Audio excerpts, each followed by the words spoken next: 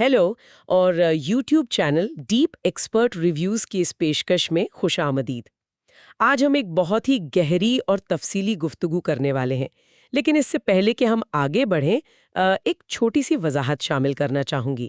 ہاں، وہ اے آئی والی وضاحت۔ بالکل، کیونکہ یہ آڈیو دراصل اے آئی کے ذریعے بنائی گئی ہے، تو اس میں جنس یا تلفظ کے حوالے سے کچھ معمولی خامیاں ہو سکتی ہیں۔ یہ مواد یعنی محض تعلیمی مقاصد کے لیے بنایا گیا ہے تاکہ ہم ان طویل اور پیچیدہ ٹیکسٹ کو اچھی طرح سمجھ سکیں۔ صحیح کہا۔ اور آج کی اس ڈیپ ڈائیو کا موضوع گرو راجنیش کی مشہور کتاب دا بک آف وومن ہے، ایک ایسی کتاب جو واقعی سوچوں کو جھنجھوڑ دیتی ہے۔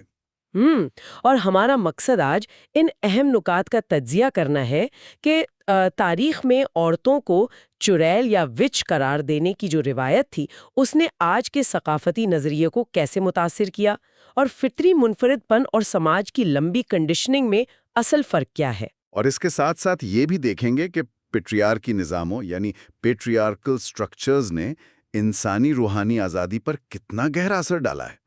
یہ واقعی ایک ایسا موضوع ہے جو اپنے اندر صدیوں کے راز چھپائے ہوئے۔ اچھا، اس کتاب کی جو سب سے دلچسپ بات مجھے لگی وہ یہ ہے کہ مصنف روایتی انداز میں مرد یا عورت ہونے کی بحث سے آغاز ہی نہیں کرتا، یعنی وہ اس روایتی لینز کو بالکل اتار کر پھینک دیتا ہے۔ اصل میں وہی تو اس کتاب کا سب سے منفرد زاویہ ہے۔ مصنف خود کو مرد یا عورت کے بجائے ایک خالص شعور یعنی پیور اویئرنس کے طور پر پیش کرتا ہے۔ چلیے اسے تھوڑا کھول کر دیکھتے ہیں، کیونکہ عام طور پر تو لوگ اپنے جنسی پس منظر سے بات کرتے ہیں نا۔ بالکل، لیکن ان کا ماننا ہے کہ جسم اور دماغ میں مرد یا عورت کا فرق ضرور ہوتا ہے، پر جو انسانی روح یا شعور ہے اس کی کوئی جنس نہیں ہوتی، اور وہ عورت کو سمجھنے کے لیے منطق یا لاجک کو بالکل رد کر دیتے ہیں۔ انہوں نے ایک بہت ہی زبردست مثال دی ہے اس حوالے سے۔ وہی میتھمیٹیشین والی مثال۔ ہاں، منطق کے ذریعے عورت کو سمجھنے کی کوشش کرنا بالکل اس مشہور میتھمیٹیشین جیسا ہے جو اپنے بچے کے لیے کھلونوں کی دکان سے ایک جگسا پزل خریدتا ہے۔ وہ خود اس پزل کو حل کرنے بیٹھ جاتا ہے، گھنٹوں گزر جاتے ہیں، اور پسینے میں غرق ہو کر فارمولاز لکھ رہا ہوتا ہے کاغذ پر۔ ایگزیکٹلی، لیکن وہ پزل حل نہیں ہوتی۔ تنگ آ کر جب وہ دکاندار سے شکایت کرتا ہے تو دکاندار مسکراتے ہوئے کہتا ہے کہ جناب، وہ پزل بنائی ہی اس لیے گئی تھی تاکہ کوئی اسے حل نہ کر سکے۔ یعنی تاکہ بچہ شروع سے ہی یہ سبق سیکھ لے کہ زندگی کے ہر مسئلے کو لاجک سے حل نہیں کیا جا سکتا۔ یہ بہت ہی عمدہ انالوجی ہے نا؟ ہم انسانوں کی خامی ہی یہی ہے کہ ہم ہر چیز کو اپنے دماغ اور منطق کے ڈبے میں بند کرنا چاہتے ہیں، لیکن زندگی اور خاص طور پر عورت کسی حساب کے سوال کی طرح نہیں ہے۔ یہ ایک راز ہے، ایک مسٹری ہے۔ صحیح، اور جہاں راز ہوتا ہے وہاں سائنس اور منطق فیل ہو جاتے ہیں۔ بالکل، یہاں تک کہ البرٹ آئنسٹائن نے بھی تسلیم کیا تھا کہ جب ہم کائنات کی گہرائی میں جاتے ہیں تو منطق پیچھے چھوٹ جاتی ہے۔ عورت منطق سے سمجھنے کے لیے نہیں بلکہ محبت کرنے اور اس راز میں شامل ہونے کے لیے ہے۔ لیکن اگر اس بات کو تسلیم کر لیا جائے کہ منطق سے سمجھنا ممکن نہیں، تو پھر دماغ میں ایک اہم سوال آتا ہے۔ جو مرد اور عورت کے درمیان اتنے واضح فرق ہمیں نظر آتے ہیں، ان کے جذبات میں، ان کے فیصلے کرنے میں، ان کی بنیاد کیا ہے پھر؟ یہ ایک بہت لاجیکل سوال ہے۔ کتاب یہاں وضاحت کرتی ہے کہ آج ہم جو بھی فرق دیکھتے ہیں ان میں سے زیادہ تر فطری بالکل نہیں ہے، وہ ہزاروں سالوں کی کنڈیشننگ کا نتیجہ ہے۔ یعنی صدیوں سے دماغ میں ایک بات کو اس شدت سے ڈالا گیا ہے کہ ہم نے اسے ہی فطرت سمجھ لیا۔ صحیح کہا۔ فطرت نے جو سب سے بڑا فرق رکھا ہے وہ صرف ایک ہے، اور وہ یہ کہ عورت کے پاس نئی زندگی کو جنم دینے کی صلاحیت ہے۔ عورت ایک جیتی جاگتی تخلیقی طاقت ہے جو ظاہر ہے مرد کے پاس نہیں ہے۔ تو کیا اس تخلیقی طاقت کی وجہ سے میرا مطلب ہے کہ کیا اس لیے مرد کے اندر احساس کمتری یا انفیریورٹی کمپلیکس پیدا ہوا؟ کیونکہ تاریخ دیکھیں تو مرد نے ہمیشہ عورت پر غلبہ پانے کی کوشش کی ہے۔ یہ مصنف کا بہت گہرا تجزیہ ہے۔ مرد اس حقیقت سے واقف تھا کہ وہ زندگی جنم نہیں دے سکتا۔ اس احساس کمتری کو چھپانے کے لیے اس نے سپیریورٹی کمپلیکس کا سہارا لیا۔ اس نے جسمانی طاقت کو اپنا ہتھیار بنایا۔ لیکن جسمانی طاقت تو یعنی جانوروں کی خاصیت ہے. اگر طاقت ہی سب کچھ ہوتی تو ایک بھالو یا شیر انسان سے بہتر ہوتا. ایگزیکٹلی فطرتاً دیکھا جائے تو عورت زیادہ پرسکون یا سیرین ہوتی ہے، بیماریوں کا مقابلہ بہتر کر سکتی ہے. یہی وجہ ہے کہ ان کی اوسط عمر زیادہ ہوتی ہے. اور روحانی حوالے سے بھی کتاب بتاتی ہے کہ عورت فطرتاً مونوگیمس ہے. مونوگیمس سے مراد کہ وہ ایک ہی رشتے کی گہرائی میں مکمل اطمینان پا سکتی ہے، رائٹ؟ ہاں، اس کی محبت اور جنسی توانائی مکمل جسم کا حصہ ہوتی ہے، جس میں ملٹیپل آرگیزمز کی صلاحیت موجود ہے. اس کے برعکس مرد کی جنسی توانائی محدود اور فطرتاً پولیگیمس ہوتی ہے. مردوں کی جلد بازی نے عورتوں کو صدیوں تک بہت دکھ دیا ہے. یہ نفسیاتی حقیقت سچ میں حیران کن ہے، اور جب ہم تاریخ پر غور کرتے ہیں تو سمجھ آتا ہے کہ اس احساس کمتری نے کیسا خوفناک روپ دھار لیا تھا. پترساری نظاموں نے آزادی کو بری طرح کچلا. بالکل. جیسے قدیم چائنا کی مثال لے لیں، وہاں عورتوں کے بارے میں تصور تھا کہ ان کے اندر روح ہی نہیں ہوتی، یعنی مرد اپنی بیوی کو قتل بھی کر دے تو قانون سزا نہیں دیتا تھا. یا پھر ہندوازم میں ستی کی رسم، جہاں مرد کی موت کے بعد عورت کو زندہ جلا دیا جاتا تھا. اور یہ کوئی روحانیت نہیں تھی، بلکہ مرد کا حسد تھا کہ اس کی عورت پر کسی اور کا حق نہ ہو جائے. وہی تو یہاں بات سچ میں بہت اہم ہو جاتی ہے. یہ بالکل ایک ہاسٹائل کارپوریٹ ٹیک اوور جیسا لگتا ہے مجھے، جہاں مذہبی ٹھیکیداروں نے عورتوں کی اصلی روحانی طاقت کا نام ہی بدل دیا. اس کی سب سے سنگین مثال تو یورپ میں وچز کا قتل عام تھا. کارپوریٹ ٹیک اوور کی انالوجی یہاں پرفیکٹ ہے. مصنف بالکل غیر جانبدارانہ انداز میں بتاتا ہے کہ وچ کا لفظ کسی شیطانی عورت کے لیے نہیں بنا تھا. دراصل یہ لفظ وائز وومن یعنی ایک عقل مند عورت اور مسٹک کے لیے استعمال ہوتا تھا. یعنی جو عورتیں دواؤں کا علم رکھتی تھیں اور لوگوں کا علاج کرتی تھیں. صحیح. چرچ اور اس وقت کے مردانہ اقتدار کو ان عورتوں کی اس الکیمیکل اور محبت کی توانائی سے شدید خوف محسوس ہوا. ان کے پاس جو روحانیت تھی، منطق اس کا مقابلہ نہیں کر سکتی تھی. تو انہوں نے اپنی ناکامی چھپانے کے لیے ان عورتوں پر شیطانی عمل کا لیبل لگا دیا. اور ان پر بے پناہ تشدد کیا گیا تاکہ وہ شیطان کے ساتھ تعلقات کا جھوٹا اقرار کریں. پھر انہیں زندہ جلا دیا گیا. اس سے انسانیت اس روحانی آزادی سے ہمیشہ کے لیے محروم ہو گئی جو عورت کے پاس تھی. یہ سن کر سچ میں دماغ میں ایک بنیادی سوال آتا ہے. جب عورتوں نے تاریخ میں اتنا دکھ جھیلا ہے تو کیا ہمارے عظیم فلسفی اس دکھ کو سمجھ پائے؟ فلسفہ تو انسانی درد سمجھنے کا دعویٰ کرتا ہے نا؟ یہ کتاب اس پر ایک بہت گہری تنقید پیش کرتی ہے، خاص طور پر خلیل گبران کی مشہور کتاب دا پروفٹ کا حوالہ دے کر. جب ایک عورت المصطفیٰ سے درد کے بارے میں پوچھتی ہے تو وہ درد کو صرف سمجھ کے کھول کے ٹوٹنے سے تشبیہ دیتا ہے. جیسے بیج کا کھول ٹوٹتا ہے تاکہ نئی زندگی نکل سکے. ہاں، لیکن مصنف اس پر کڑی تنقید کرتا ہے.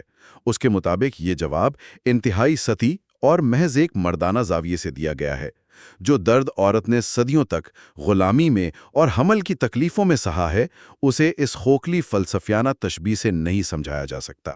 میں یہاں تھوڑا سا پش بیک دینا چاہوں گی، کیونکہ کیا درد کو برداشت کرنا اور قبول کرنا روحانی شانتی یا ٹھہراؤ کا حصہ نہیں ہوتا؟ زندگی کے موسموں کو کھلے دل سے تسلیم کرنا تو اچھی بات ہے، اس سے تو ٹھہراؤ آتا ہے. آپ نے ٹھہراؤ کی جو بات کی ہے، یہیں پر کتاب اپنی سب سے باریک دلیل پیش کرتی ہے. کتاب درد کو دو حصوں میں تقسیم کرتی ہے، ایک فطری درد اور دوسرا مسلط کردہ یعنی امپوز درد. اچھا، تو موسم کا بدلنا یا بیماری فطری درد ہے؟ بالکل، اسے پرسکون حالت میں یعنی سیرینٹی سے قبول کرنا چاہیے. لیکن جو درد سوسائٹی نے، پٹریسار کی نظاموں نے اور صدیوں کی غلامی نے مسلط کیا ہے، اسے برداشت کرنا روحانیت نہیں بلکہ خودکشی ہے. یعنی صدیوں کی غلامی کوئی موسم نہیں ہے جسے چپ چاپ قبول کر لیا جائے. صحیح. ایسے درد کے خلاف برداشت کا رویہ اپنانا جرم ہے. یہاں مصنف کہتا ہے کہ اس کے خلاف شدید بغاوت یعنی ریولٹ ضروری ہے. یہ فرق بالکل واضح ہو گیا. لیکن اگر سوسائٹی کے مسلط کردہ نظام کے خلاف بغاوت لازمی ہے تو کیا جو آج کا ماڈرن ویمنز لبریشن موومنٹ ہے، کیا وہ اس آزادی کا صحیح راستہ ہے؟ یہاں مصنف کا نظریہ کافی متنازع اور سوچوں کو جھنجھوڑنے والا ہے۔ کتاب کہتی ہے کہ جدید لب موومنٹ دراصل آزادی نہیں بلکہ مرد کی نقل ہے۔ عورتیں مردوں کو امیٹیٹ کر رہی ہیں۔ اوہ، تو آزادی کے نام پر وہ مردوں جیسی بننے کی کوشش کر رہی ہیں۔ ہاں، اور اس پروسیس میں وہ اپنی فطری نرمی یا سافٹنس کھو رہی ہیں اور ہارڈ ہوتی جا رہی ہیں، کپڑوں سے لے کر رویوں تک۔ تو کیا اس کا مطلب یہ ہوا کہ عورت آزادی کے چکر میں اپنی ہی پہچان کھو رہی ہے؟ یہ تو عجیب بات ہوئی۔ بلکہ مصنف یہاں تک کہتا ہے، بنا کسی طرفداری کے، بالکل ان کی دلیل کے مطابق، کہ یہ موومنٹ ایک باریک مردانہ سازش میل کانسپریسی ہو سکتی ہے۔ Wait, really? مردانہ سازش کیسے؟ مرد ہمیشہ سے کمٹمنٹ اور بھاری ذمہ داریوں سے بچنا چاہتا تھا۔ برابری اور آزادی کے نام پر مرد نے دراصل خود کو ان ذمہ داریوں سے آزاد کر لیا ہے۔ اچھا۔ اصل آزادی عورتوں کو مردوں جیسا بنانا نہیں ہے، بلکہ عورت کو مکمل عورت فیمنن اور مرد کو مکمل مرد بننے میں ہے۔ یہ دونوں پولر اپوزٹس ہیں۔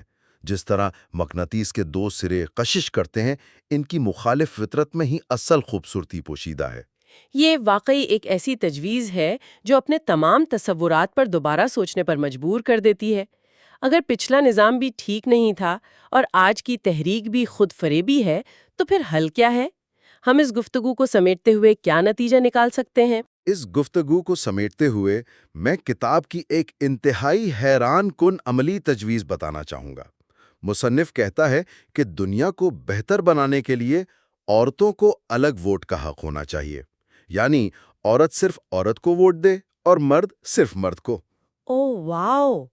اس سے تو پارلیمنٹس آدھی عورتوں سے بھر جائیں گی۔ بالکل، اور چونکہ عورتوں کی فطرت میں زندگی کو پروان چڑھانا شامل ہے، اس لیے جنگیں اور نیوکلیر ہتھیاروں کی دوڑ ختم ہو جائے گی۔ دنیا کی توجہ پرسکون زندگی، گھر اور خوشیوں پر مرکوز ہو جائے گی۔ پارلیمنٹس میں آدھی عورتیں اور جنگوں کا خاتمہ، یہ ایک زبردست خواب بھی ہے اور ایک تھیوس نظریہ بھی۔ خیر، اس زبردست سفر کا اگلا حصہ ابھی باقی ہے۔ اس کتاب کے اگلے چیپٹرز اور مزید گہرے نظریات پر گفتگو ہم اگلے حصے میں جاری رکھیں گے۔ بالکل، اس میں اور بھی دلچسپ باتیں سامنے آئیں گی۔ ہاں، لیکن ختم کرنے سے پہلے سننے والوں کے دماغ میں ایک آخری سوال چھوڑنا چاہوں گی۔ اگر ہماری ساری تکلیفیں، ہمارے فرق اور ہماری خواہشات دراصل صرف سماج کی دی ہوئی لمبی کنڈیشننگ کا ہی نتیجہ ہیں، تو جب ہم ان تمام صدیوں پرانے غلافوں کو اتار پھینکیں گے تو ہماری پہچان کا کون سا حصہ سچ میں ہمارا اپنا بچے گا؟ اس پر ضرور غور کیجیے گا۔ پچھلی دفعہ جب ہم نے انسانی نفسیات کی بنیادوں پر بات ختم کی تھی تو ہم نے یہ طے کیا تھا کہ اس کتاب کے اگلے باب میں کچھ بہت ہی گہری اور شاید تھوڑی ہضم نہ ہونے والی باتیں آنے والی ہیں۔ بالکل، اور آج ہم اسی تسلسل کو آگے بڑھا رہے ہیں۔ جی، لیکن بات شروع کرنے سے پہلے میں چاہتی ہوں کہ ہم سب مل کر ایک منظر تصور کریں۔ فرض کریں کہ ایک بہت ہی شاندار فلم کا ٹریلر ہمارے سامنے سے گزرتا ہے۔ اچھا، ایک زبردست ٹریلر۔ صحیح، ہاں، اور ہم اتنے متاثر ہوتے ہیں کہ فوراً سنیما کی ٹکٹ لے لیتے ہیں، لیکن دروازے پر ہی ہمیں ایک قانونی کاغذ تھما دیا جاتا ہے جس پر لکھا ہے کہ اب پوری زندگی ہر روز صبح شام بس یہی ایک فلم دیکھنی پڑے گی۔ اوہ، مطلب کوئی اور فلم نہیں، کوئی نیا سین نہیں؟ بالکل کوئی نیا سین نہیں۔ کچھ دن تو شاید بہت مزہ آئے گا، لیکن پھر کیا ہوگا؟ وہ جو ایک تجسس تھا، وہ سحر تھا، کیا وہ باقی رہے گا یا پھر وہ فلم ایک قید بن جائے گی؟ یہ تو واقعی ایک بہت بڑی قید بن جائے گی، ہے نا؟ تو آج کے ہمارے اس گہرے مطالعے کا موضوع کچھ ایسا ہی ہے۔ ہم ایک ایسے مصنف کے خیالات کو کھنگال رہے ہیں جو دعویٰ کرتا ہے کہ جنس، شادی اور محبت کے بارے میں جو کچھ بھی ہمیں سکھایا گیا ہے وہ سب جھوٹ ہے۔ اور مزے کی بات یہ ہے کہ مصنف معاشرے کے ان ستونوں پر وار کرتا ہے جنہیں ہم نے صدیوں سے بہت مقدس سمجھ رکھا ہے۔ ان کا بنیادی نظریہ یہ ہے کہ انسان نے محبت کو ایک قانونی ادارے شادی میں قید کر کے دراصل محبت کا ہی گلا گھونٹ دیا ہے۔ بالکل، اور ہماری آج کی اس نشست کا مقصد بھی یہی سمجھنا ہے کہ آخر یہ دعویٰ کس بنیاد پر کیا جا رہا ہے۔ ہم یہ جاننے کی کوشش کریں گے کہ جدید شادی قربت کے راستے میں ایک رکاوٹ کیوں سمجھی گئی ہے؟ ہاں، اور ساتھ ہی وہ محبت کا وہ فطری تصور کیا ہے جو ہمارے معاشرتی اصولوں سے بالکل ٹکراتا ہے، اور پھر بچوں کی پرورش کے لیے خاندانی نظام کی جگہ کمیون کا تصور آخر کیا معنی رکھتا ہے؟ جی، اور ہاں، آگے بڑھنے سے پہلے میں یہ ضرور واضح کرنا چاہوں گی کہ آج کی جو باتیں ہیں وہ بہت سے لوگوں کے لیے شدید متنازع ہو سکتی ہیں۔ ہم یہاں مصنف کے خیالات کی کوئی وکالت نہیں کر رہے، نہ ہی کوئی فیصلہ سنا رہے ہیں۔ 100% درست بات ہے۔ ہمارا مقصد صرف یہ ہے کہ ہم غیر جانبداری سے تجزیہ کریں کہ مصنف دراصل کیا کہنا چاہتا ہے۔ بالکل، ہم بس اس بات کی گہرائی میں جا رہے ہیں کہ آخر ایک انسان ایسا کیوں سوچتا ہے۔ تو چلیں اس کو تفصیل سے سمجھتے ہیں۔ مصنف نے شادی کو انسان کی ایجاد کردہ بدترین حقیقت کیوں قرار دیا ہے؟ دیکھیں، اگر ہم مصنف کے استدلال کو دیکھیں نا، تو مسئلہ اس محبت میں ہرگز نہیں ہے جو دو لوگوں کو قریب لاتی ہے۔ مسئلہ اس ملکیت کے تصور میں ہے جو شادی کا یہ قانونی بندھن اپنے ساتھ لے کر آتا ہے۔ ملکیت کا تصور؟ یعنی ایک دوسرے پر حق جمانا؟ بالکل، یہی بات ہے۔ ذرا غور کریں، جب کہا جاتا ہے کہ یہ میری بیوی ہے یا یہ میرا شوہر ہے، تو وہ میرا کا لفظ دراصل ایک ملکیت کا، ایک قبضے کا اظہار ہے۔ مصنف کے نزدیک شادی کوئی فطری چیز نہیں ہے، بلکہ یہ عورت یا مرد پر اجارہ داری قائم کرنے کا ایک طریقہ ہے۔ تو مطلب اس بندھن میں انسانوں کو ایک جائیداد یا چیز سمجھ لیا جاتا ہے؟ جی ہاں، اور جب آپ کسی چیز کو اپنی ملکیت سمجھ لیتے ہیں نا، تو وہ جو ایک احترام ہوتا ہے ایک آزاد انسان کے لیے، وہ بس ختم ہو جاتا ہے۔ آپ اپنے گھر میں رکھی کرسی سے تو بات نہیں کرتے نا؟ ظاہر ہے، کرسی سے کون بات کرتا ہے؟ بالکل، اور نہ ہی اس کا اس طرح خیال رکھتے ہیں جیسے کسی مہمان کا رکھتے ہیں، کیونکہ کرسی ایک چیز ہے، وہ کہیں بھاگ کر نہیں جا سکتی۔ مصنف یہی کہتا ہے کہ شادی انسانوں کو بس ان چیزوں کے درجے تک گرا دیتی ہے۔ واہ، یہ تو بہت ہی سخت نظریہ ہے۔ یعنی جب یقین آ جائے کہ اگلا بندہ اب قانونی دباؤ کی وجہ سے کہیں نہیں جا سکتا، تو کوشش ہی ختم ہو جاتی ہے۔ بالکل، کوشش ختم ہو جاتی ہے۔ وہ ایک دوسرے کو وہ کیا کہتے ہیں، ٹیکن فار گرانٹڈ لینے لگتے ہیں۔ اس حوالے سے مصنف کی تحریروں میں ایک بہت ہی دلچسپ لفظ بھی استعمال ہوا ہے، جغرافیہ۔ وہ کہتے ہیں کہ جب دو لوگ شادی کر لیتے ہیں تو وہ ایک دوسرے کا جغرافیہ پوری طرح جان لیتے ہیں۔ یہ جغرافیہ والی تشبیہ بہت ہی گہری ہے۔ یہ تو بالکل وہی بات ہو گئی جو میں نے شروع میں اس فلم کے ٹریلر کے حوالے سے کی تھی۔ جب سب کچھ پتہ چل جائے تو بوریت تو آئے گی نا۔ 100%۔ جغرافیہ جاننے کا مطلب یہی ہے کہ اب اس رشتے میں کچھ بھی دریافت کرنے والا نہیں بچا۔ رومانس اور جو کشش ہوتی ہے نا، اس کی بنیاد ہی اس تجسس پر ہے کہ کچھ نامعلوم ہے۔ صحیح۔ اور جب میاں بیوی ایک طویل عرصہ ساتھ گزار لیتے ہیں تو وہ ایک دوسرے کے ہر رد عمل، ہر عادت کو جان چکے ہوتے ہیں۔ روزمرہ کی زندگی بس ایک مکینکی عمل بن جاتی ہے۔ صبح اٹھنا، ناشتہ کرنا، دفتر جانا۔ اور وہ جو تجسس محبت کو زندہ رکھتا ہے وہ آہستہ آہستہ دم توڑ دیتا ہے، اور مصنف کے بقول تو اکثر یہ بندھن ایک خاموش نفرت میں بدل جاتا ہے۔ لیکن مستقبل کے وعدوں کا بھی تو ایک بڑا دباؤ ہوتا ہے نا۔ ہم وعدہ کرتے ہیں کہ پوری زندگی محبت کریں گے۔ یہی تو، اور مصنف مستقبل کے ان وعدوں کو سراسر جھوٹ قرار دیتا ہے۔ جھوٹ؟ مطلب کوئی سچا وعدہ کر ہی نہیں سکتا؟ مصنف کی نظر میں نہیں کر سکتا، کیونکہ محبت کا تعلق صرف اور صرف حال کے لمحے سے ہوتا ہے۔ انسان کے جذبات بدلتے ہیں، اس کی نفسیات وقت کے ساتھ تبدیل ہوتی ہے۔ آپ بس آج کا، اس لمحے کا یقین دلا سکتے ہیں کہ آپ کو محبت ہے۔ ہاں، یہ تو ایک حقیقت ہے کہ انسان کل کے بارے میں کچھ نہیں جانتا۔ بالکل، تو یہ قانونی طور پہ لکھ کر دے دینا کہ 20 سال بعد بھی میرے جذبات بالکل ایسے ہی ہوں گے، نفسیاتی طور پر یہ ایک ناممکن سی بات ہے۔ اور جب قانون ان بدلتے موسموں کو نہیں مانتا تو انسان گھٹن کا شکار ہو جاتا ہے۔ اس گھٹن کی بات سے مجھے ایک اور نکتہ یاد آ گیا جو مجھے پڑھ کر واقعی بہت حیران کن لگا تھا۔ مصنف کا یہ دعویٰ کہ جسم فروشی دراصل شادی کے ادارے ہی کی ایک پیداوار ہے اور اسی کا سایہ ہے۔ ہاں، یہ بظاہر بہت ہی چونکا دینے والی بات لگتی ہے۔ واقعی، کیونکہ عام طور پر تو ہم ان دونوں کو ایک دوسرے کی بالکل ضد سمجھتے ہیں نا۔ ایک طرف شرافت ہے، دوسری طرف بازار۔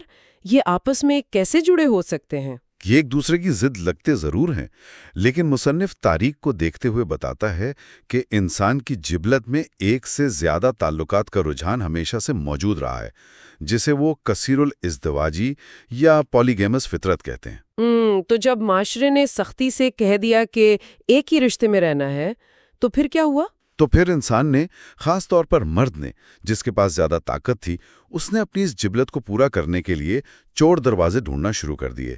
اس نے اپنی مرضی کے لیے ایک متوازی نظام کھڑا کر لیا۔ یعنی معاشرے نے ایک غیر فطری پابندی لگائی اور اس کے رد عمل میں ایک اور بگاڑ پیدا ہو گیا۔ بالکل۔ مصنف کی نظر میں اگر شادی کا ادارہ انسانوں کو زبردستی ایک دائرے میں قید نہ کرتا تو شاید اس متوازی نظام یعنی جسم پروشی کی ضرورت ہی پیش نہ آتی۔ جب تک شادی میں انسان کو ملکیت سمجھنے کا تصور رہے گا، یہ چیز ختم نہیں ہو سکتی۔ یہ تو واقعی ایک مکمل طور پر نیا زاویہ ہے، لیکن یہاں بات واقعی بہت دلچسپ ہو جاتی ہے۔ اگر شادی محبت کو ختم کر دیتی ہے اور یہ اتنی ہی غیر فطری قید ہے تو پھر معاشرے نے اسے اتنی سختی سے نافذ ہی کیوں کیا؟ دنیا کی ہر تہذیب نے اسے اپنایا ہے۔ اس سوال کے جواب میں مصنف کنٹرول کی بات کرتا ہے، خاص طور پر عورتوں کو کنٹرول کرنے کی خواہش۔ یہاں وہ خودرو اور بے ساختہ محبت کا معاشرتی توقعات سے موازنہ کرتا ہے اور حیاتیات کا بڑا گہرا حوالہ دیتا ہے۔ حیاتیات کا حوالہ؟ وہ کیسے؟ مصنف بتاتا ہے کہ عورت کی جو جنسی اور حیاتیاتی صلاحیت ہے نا، وہ مرد کے مقابلے میں بہت زیادہ ہے، خاص طور پر اس کی متعدد بار جنسی آسودگی حاصل کرنے کی صلاحیت، اور اس حقیقت کو صدیوں تک جان بوجھ کر چھپایا گیا یا دبا دیا گیا۔ اچھا، مطلب معاشرے نے ایک حیاتیاتی حقیقت کو چھپانے کی باقاعدہ سازش کی، لیکن ایسا کیوں؟ کیا فائدہ تھا اس کا؟ مردانہ انا کی تسکین، کیونکہ مرد حیاتیاتی طور پر اس صلاحیت کا مقابلہ نہیں کر سکتا تھا نا، تو وہ خوف زدہ تھا کہ اگر عورت کو اس کی مکمل طاقت کا احساس دلا دیا گیا تو مرد کی بالادستی ختم ہو جائے گی۔ اوہ، یہ تو بہت ہی گہری نفسیاتی بات ہے۔ بالکل، اسی لیے معاشرے نے ایسی اخلاقیات بنا دیں جہاں عورت کے لیے اپنی اس خوشی کا اظہار کرنا یا اسے پوری طرح محسوس کرنا ہی ایک گناہ سمجھا جانے لگا۔ یہ بات تو آج کی جو جدید نفسیات ہے وہ بھی کافی حد تک مانتی ہے کہ صدیوں تک عورت کو بس ایک احساس جرم کا شکار رکھا گیا۔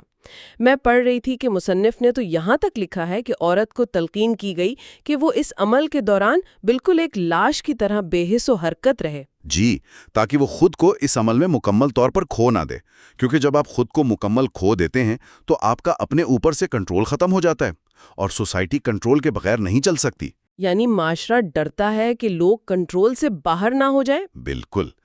مصنف کا ماننا ہے کہ جو سچی محبت یا قربت ہے وہ کوئی دماغی عمل نہیں ہے، مطلب یہ کوئی حساب کتاب نہیں ہے کہ میں کیسا لگ رہا ہوں یا کیا یہ صحیح ہے۔ اسے تو ایک کھیل اور تفریح کے طور پر لینا چاہیے۔ لیکن اگر محبت مکمل طور پر بے ساختہ اور بغیر کسی کنٹرول کے ہو تو کیا یہ محض ایک جسمانی ضرورت نہیں بن جائے گی؟ میرا مطلب ہے پھر تو ہم میں اور جانوروں میں کوئی فرق ہی نہیں رہے گا نا؟ یہاں جو بات سب سے زیادہ حیران کن ہے وہ یہ ہے کہ مصنف اسے صرف جسمانی سطح پر نہیں دیکھتا، وہ اس بے ساختگی کو سیدھا روحانیت اور دھیان یعنی میڈیٹیشن کے ساتھ جوڑتا ہے۔ قربت کو میڈیٹیشن کے ساتھ؟ یہ کیسے ممکن ہے؟ اگر آپ غور کریں نا تو جب قربت کے لمحات میں انسان خود کو مکمل کھو دیتا ہے تو اس کے دماغ کی وہ جو مشینری ہے نا جو 24 گھنٹے چلتی رہتی ہے، ہاں، وہ دفتر کی ٹینشن، بلز، بچوں کی فیسیں، بالکل وہ مشینری اچانک بند ہو جاتی ہے، وقت کا احساس رک جاتا ہے، انسان مکمل طور پر صرف حال کے اس ایک لمحے میں موجود ہوتا ہے، ذہن بالکل خالی ہو جاتا ہے۔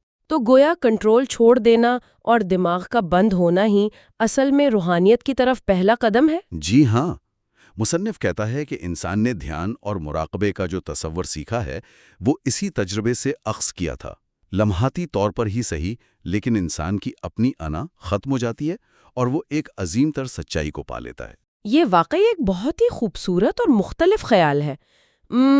لیکن چلیں اب ذرا اس فلسفے کو عملی زندگی کی کسوٹی پر پرکھتے ہیں۔ فرض کریں ہم مان لیتے ہیں کہ شادی منسوخ کر دی جائے، محبت بس وقتی اور بے ساختہ ہو، تو خاندانی نظام کا کیا بنے گا؟ اور سب سے اہم سوال، بچوں کی پرورش کون کرے گا؟ یہ ایک بہت ہی قدرتی سوال ہے جو ہر ذہن میں آتا ہے، اور مصنف نے اس کا ایک باقاعدہ حل دیا ہے۔ انہوں نے ایک نیا ویژن پیش کیا ہے جسے وہ کمیون کا نام دیتے ہیں، مطلب ایک مشترکہ معاشرہ۔ مشترکہ معاشرہ یعنی بچے والدین کے پاس نہیں رہیں گے؟ مصنف کے مطابق بچے کسی ایک جوڑے کی ملکیت نہیں ہونے چاہیے، وہ پورے اس کمیون، اس معاشرے کی ملکیت ہوں گے اور ان کی مشترکہ ذمہ داری ہوں گی۔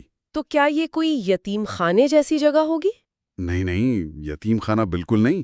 بچے اپنے والدین سے ملیں گے، ان کے ساتھ وقت گزاریں گے، لیکن وہ صرف 2 لوگوں تک محدود نہیں رہیں گے۔ مصنف کی دلیل یہ ہے کہ جب بچہ صرف ماں اور باپ کے محدود دائرے میں پلتا ہے تو اس کے ذہن پر بس ان 2 شخصیات کا ایک بہت گہرا نقش بن جاتا ہے۔ مجھے یہ بات سمجھانے کے لیے ایک تشبیہ یاد آ رہی ہے۔ اگر ہم سوچیں کہ ایک روایتی خاندان میں پلنا بالکل ایسا ہی ہے جیسے کسی کو زندگی بھر صرف اور صرف 2 کتابیں پڑھنے کی اجازت ہو۔ ہاں، ایک ماں کی کتاب اور ایک باپ کی کتاب۔ بالکل، اور اس کے مقابلے میں کمیون میں پلنا ایسا ہوگا جیسے بچہ پوری کی پوری لائبریری میں بڑا ہو رہا ہو، جہاں ہر طرح کے خیالات اور شخصیات تک اس کی رسائی ہو۔ اگر ہم اسے وسیع تر تناظر میں دیکھیں تو یہ تشبیہ بالکل فٹ بیٹھتی ہے، کیونکہ جب بچہ صرف وہ 2 کتابیں پڑھتا ہے نا تو اس کی نفسیات وہیں پھنس جاتی ہے۔ جیسے ماہرین نفسیات بھی کہتے ہیں کہ لڑکا ساری عمر اپنی ماں جیسی عورت ڈھونڈتا ہے اور لڑکیاں اپنے باپ جیسے مرد کی تلاش میں رہتی ہیں۔ ہاں، وہ فروئڈ کے جو کانسیپٹس ہیں، اور چونکہ کوئی 2 انسان ایک جیسے نہیں ہوتے تو وہ تلاش کبھی پوری نہیں ہوتی اور پھر رشتے ٹوٹتے ہیں۔ 100% درست۔ ہم اپنے پارٹنر میں اپنے والدین کا عکس ڈھونڈتے ہیں، لیکن کمیون میں کیا ہوگا؟ وہاں بچے بے شمار لوگوں کے زیر اثر رہیں گے۔ وہاں کئی انکلز اور آنٹیز ہوں گی۔ تو ان کا جو ویژن ہوگا وہ بہت کثیر الآباد یعنی ملٹی ڈائمینشنل ہو جائے گا۔ بالکل، وہ زندگی اور لوگوں کو زیادہ بہتر انداز میں سمجھ سکیں گے۔ ان کے ذہن میں عورت یا مرد کی کوئی ایک ختمی تصویر نہیں ہوگی، اور جب وہ بڑے ہوں گے تو وہ ماضی کے ان عقدوں کا شکار ہوئے بغیر شعوری طور پر اپنے ساتھیوں کا انتخاب کر سکیں گے۔ یہ تو نفسیاتی پیچیدگیوں کو ختم کرنے کا ایک بہت ہی ریڈیکل اور انقلابی طریقہ ہے، لیکن یہ ساری باتیں، کمیون یا خاندانی نظام کا خاتمہ، ان سب کا سارا دار و مدار ایک ہی بنیادی اصول پر نظر آتا ہے، اور وہ ہے انسانی آزادی۔ اور یہی مصنف کے پورے فلسفے کی بنیاد ہے۔ وہ کہتے ہیں کہ انسانی تعلقات کے لیے مکمل آزادی انتہائی ناگزیر ہے۔ سچی دوستی صرف ان انسانوں میں ہو سکتی ہے جو برابر ہوں اور ثقافت اور سماج کی قید سے آزاد ہوں۔ مطلب ایک جیلر اور قیدی کے درمیان تو دوستی ممکن نہیں ہے نا؟ بالکل نہیں، اور موجودہ ڈھانچے میں لاشعوری طور پر ہی صحیح میاں بیوی ایک دوسرے کے جیلر بن جاتے ہیں۔ تو اس سب کا آخر مطلب کیا ہے؟ آزادی تو سمجھ آتی ہے، لیکن ان تحریروں میں آزادی کے حوالے سے ایک بہت ہی انوکھی مثال دی گئی ہے۔ مصنف کہتا ہے کہ آزادی کا مطلب یہ ہے کہ اگر آپ کا پارٹنر کسی اور کی طرف متوجہ ہو تو آپ کو حسد کے بجائے خوشی محسوس ہونی چاہیے۔ جی، اور اس کے لیے انہوں نے وہ چائنیز ریسٹورنٹ والی مثال دی ہے۔ ہاں، اب کوئی بھی عام انسان اس بات کو کیسے مانے گا؟ اس سے ایک اہم سوال پیدا ہوتا ہے واقعی، لیکن مصنف کہتا ہے کہ جیسے انسان روز گھر کا کھانا کھاتا ہے تو کبھی کبھار ذائقہ بدلنے کے لیے وہ کسی چائنیز ریسٹورنٹ میں جاتا ہے، وہ نیا تجربہ حاصل کرتا ہے اور واپس آ کر اپنے روزمرہ کے ماحول کو زیادہ خوشگوار محسوس کرتا ہے۔ لیکن کیا یہ آزادی کا تصور دراصل تعلقات میں عدم تحفظ اور ذمہ داریوں سے فرار کا راستہ نہیں ہے؟ کیا ہم بس نئے تجربوں کے بہانے اپنے کمٹمنٹ سے بھاگ نہیں رہے؟ یہ ایک بہت ہی مضبوط تنقیدی سوال ہے، اور مصنف اس کا جواب ایک بہت ہی گہرے نفسیاتی فرق سے دیتے ہیں۔ وہ کہتے ہیں کہ ہمیں اکیلے پن کے خوف یعنی لونلینس اور اپنی ذات کے ساتھ تنہائی یعنی الوننس کے درمیان فرق سمجھنا ہوگا۔ یہ دونوں تو ایک جیسے ہی الفاظ لگتے ہیں، ان میں کیا فرق ہے؟ بہت بڑا فرق ہے۔ انسان اکیلا پیدا ہوتا ہے اور اکیلا ہی مرتا ہے۔ اکیلا پن یا لونلینس ایک بیماری کی طرح ہے، جہاں انسان کو لگتا ہے کہ اس میں کچھ کمی ہے، اور وہ اس کمی کو، اس اکیلے پن سے بھاگنے کے لیے رشتوں، ٹی وی یا ہجوم کا سہارا لیتا ہے۔ اچھا، تو مطلب ہم بس اپنے خوف کو چھپانے کے لیے رشتے بناتے ہیں؟ بالکل، مصنف کے خیال میں ہم دوسرے انسانوں کو ایک سہارے کے طور پر استعمال کرتے ہیں۔ جیسے کوئی بچہ اندھیرے سے ڈر کر ٹیڈی بیئر کو گلے لگا لیتا ہے نا، ہم بڑوں نے دوسرے انسانوں کو اپنا ٹیڈی بیئر بنا لیا ہے۔ واہ، کیا کمال کی بات ہے! تو پھر الوننس یا تنہائی کا کیا مطلب ہوا؟ تنہائی کا مطلب ہے اپنی ذات کے ساتھ مکمل اور خوش ہونا۔ جب تک انسان اپنے اندر کی تنہائی کو ایک نعمت سمجھ کر قبول نہیں کرتا، وہ دوسرے انسان کو محض ایک ضرورت یا چیز کے طور پر استعمال کرتا رہے گا۔ یعنی جب ہم خوف سے رشتہ بناتے ہیں تو وہ محبت نہیں ہوتی؟ بالکل نہیں، سچی محبت خوف سے پیدا نہیں ہوتی، یہ تو آزادی اور ایک عطیہ ہے۔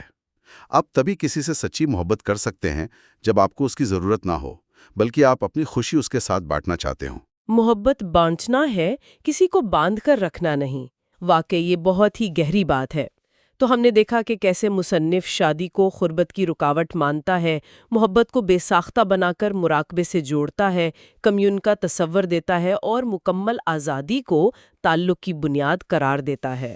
بالکل، اور یہ خیالات بھلے متنازع ہوں لیکن یہ ہمیں سوچنے پر ضرور مجبور کرتے ہیں۔ 100%۔ اور اسی سوچ کو آگے بڑھاتے ہوئے میں ہمارے سننے والوں کے لیے آخر میں ایک خیال چھوڑنا چاہوں گی جو اس ساری گفتگو کو ایک نئی سمت دیتا ہے۔ مصنف کہتا ہے کہ محبت کسی خاص شخص کے لیے نہیں ہوتی، بلکہ محبت ایک حالت کا نام ہے، بالکل سانس لینے کی طرح۔ کیا خوبصورت مثال ہے! جیسے ہم صرف کسی ایک خاص انسان کے لیے تو سانس نہیں لیتے نا۔ بالکل۔ تو اگر ہم غور کریں کہ اگر ہم اپنی محبت کو کسی ایک انسان تک محدود کرنے کے بجائے اسے اپنی شخصیت کا حصہ بنا لیں تو کل صبح راستے میں ملنے والے کسی اجنبی کے ساتھ ہمارا رویہ کیسا ہوگا؟ یہ سوچنے کی بات ہے۔ واقعی یہ ایک بہت ہی فکر انگیز سوال ہے۔ تو خیر، اس کے ساتھ ہی ہمارے آج کے اس سیشن کا وقت ختم ہو رہا ہے۔ مجھے یقین ہے کہ ان خیالات نے آپ کو بھی کچھ نیا سوچنے پر مجبور کیا ہوگا۔ ہم اگلے لیکچر میں اسی سلسلے کے اگلے باب پر تفصیلی گفتگو کریں گے اور دیکھیں گے کہ آگے مزید کیا تہلکہ خیز خیالات ہمارا انتظار کر رہے ہیں۔ اپنا خیال رکھیے گا۔ پچھلی لیکچر کی گفتگو کو آگے بڑھاتے ہوئے جہاں ہم نے انسانی رشتوں کی پیچیدگیوں کو سمجھا تھا، آج ہم اس کتاب کے اگلے حصے پر تفصیلی گفتگو کریں گے۔ ہاں بالکل، اور پچھلا حصہ کافی گہرا تھا۔ واقعی بہت گہرا تھا۔ تو سوچنے کی بات یہ ہے کہ کیا ہو اگر ہم اس بنیادی خیال کو ہی غلط ثابت کر دیں جو صدیوں سے پرورش کے حوالے سے ہمارے ذہن میں بٹھایا گیا ہے۔ یعنی ملکیت کا خیال۔ ایگزیکٹلی، یہ خیال کہ بچے ہماری ملکیت ہیں۔ آج کا بنیادی مقصد اسی موضوع کی گہرائی میں جانا ہے کہ والدین اور خاص طور پر ماں کس طرح بچوں کی پرورش کریں تاکہ وہ مکمل آزاد اور خود مختار فرد بن سکیں۔ جو کہ سننے میں آسان لگتا ہے پر ہے بہت مشکل۔ صحیح بات ہے۔ ٹھیک ہے، آئیے اس کو تھوڑا کھولتے ہیں، کیونکہ جس تصور پر ہم بات کرنے والے ہیں وہ شروعات میں تھوڑا بے چین کرنے والا لگ سکتا ہے۔ ہاں، تھوڑا انکمفرٹیبل ضرور ہے۔ بلکہ اسی لمحے ایک ماں کا بھی نیا جنم ہوتا ہے۔ بالکل، یہ ایک بہت ہی گہرا نفسیاتی نکتہ ہے۔ دیکھیں، ماں بننے سے پہلے وہ عورت ضرور تھی، اس کی اپنی ایک شخصیت تھی، مگر جو ماں کا وجود ہے نا، وہ اس بچے کے آنے سے پہلے تھا ہی نہیں۔ دونوں ایک ہی وقت میں وجود میں آتے ہیں۔ مطلب ماں اور بچہ دونوں کی پیدائش ایک ساتھ ہوتی ہے۔ ایک ساتھ ہوتی ہے، ہاں۔ اس موضوع کی اہمیت اس بات میں چھپی ہے کہ زندگی کے شروعاتی برسوں میں ایک بچے کی مکمل شخصیت کا انحصار ماں کے رویے پر ہوتا ہے۔ صحیح۔ اور یہی وہ مقام ہے جہاں سب سے بڑی غلط فہمی جنم لیتی ہے، جسے ہم ملکیت کا وہم کہہ سکتے ہیں۔ ملکیت کا وہم، واقعی یہ تصور تو ہماری سوسائٹی میں بہت گہری جڑیں رکھتا ہے۔ بہت گہری۔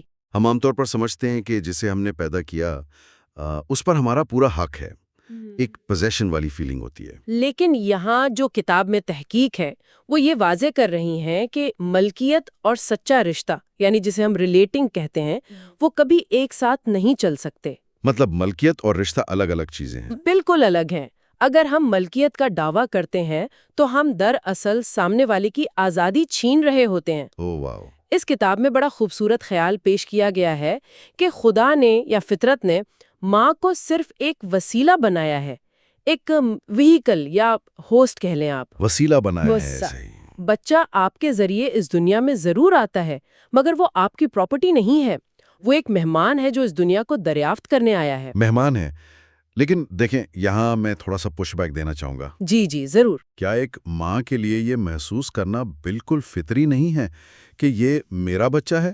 میرا مطلب ہے آخر اس نے 9 مہینے اس وجود کو اپنے اندر پروان چڑھایا ہے۔ اس کی سانسیں اور خون اس بچے سے جڑے رہے ہیں، تو یہ ملکیت کا احساس اچانک سے دھوکا کیسے ہو گیا؟ یہاں جو سب سے حیرت انگیز بات ہے وہ یہ ہے کہ بائیولوجی اور سائیکالوجی آپس میں الجھ جاتے ہیں۔ الجھ جاتے ہیں کیسے؟ دیکھیں، فطری طور پر حفاظت کرنا اور پرورش کرنا بائیولوجی کا حصہ ہے، مگر ملکیت ایک نفسیاتی بیماری ہے جو ہماری ایگو سے پیدا ہوتی ہے۔ اچھا، ایگو سے آتی ہے یہ فیلنگ؟ ہاں، جب ہم کسی چیز پر ملکیت کا دعویٰ کرتے ہیں تو ہم اس فرد کو ایک بے جان چیز میں، ایک کموڈٹی میں تبدیل کر دیتے ہیں۔ صحیح۔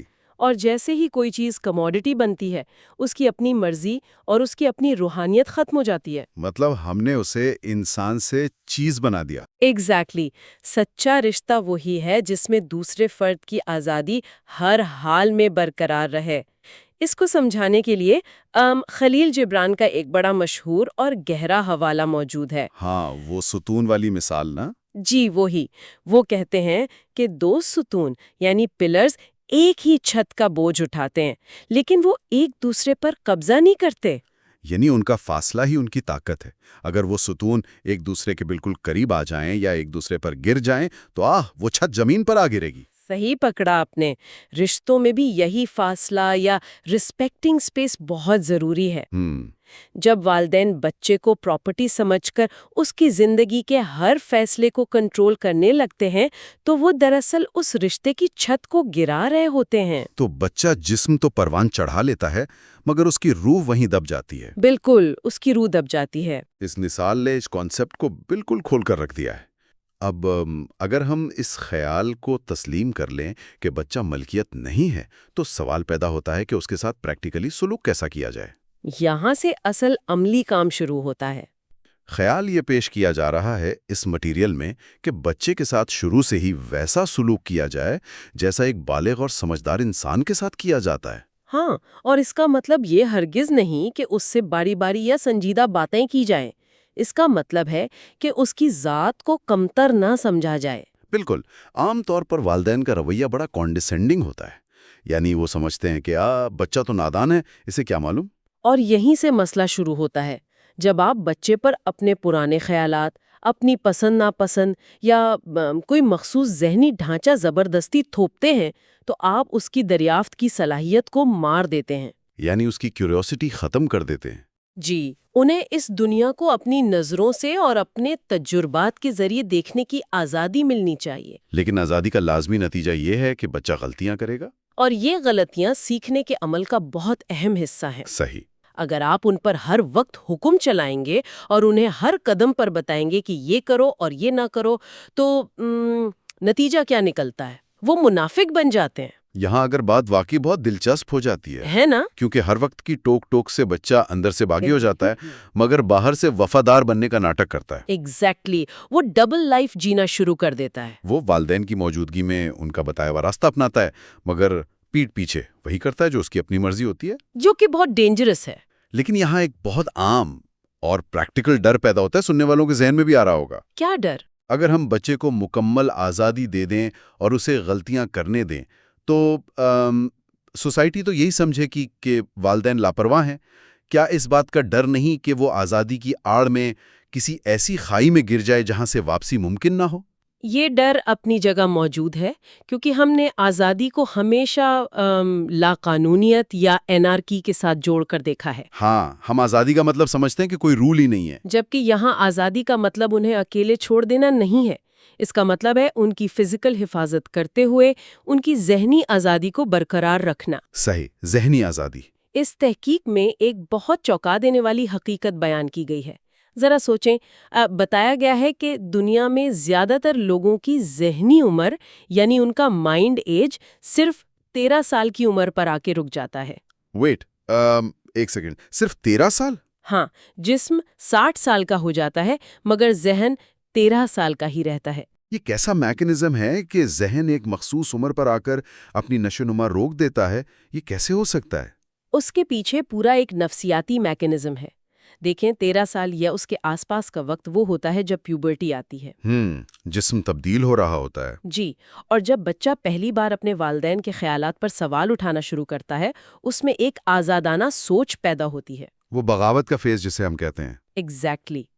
لیکن والدین اور سوسائٹی اپنے کنٹرول اور ملکیت کی چاہت کی وجہ سے اس بغاوت کو آسختی سے دبا دیتے ہیں۔ اچھا۔ جب بچے کو اپنی آزادی استعمال کرنے، فیصلے لینے اور غلطیاں کر کے خود نتیجے تک پہنچنے کا موقع نہیں ملتا تو اس کے ذہن کا وہ حصہ جو کریٹیکل تھنکنگ کا ذمہ دار ہوتا ہے وہ پیرالائز ہو جاتا ہے۔ او واو، یعنی اس کا دماغ وہیں فریز ہو گیا۔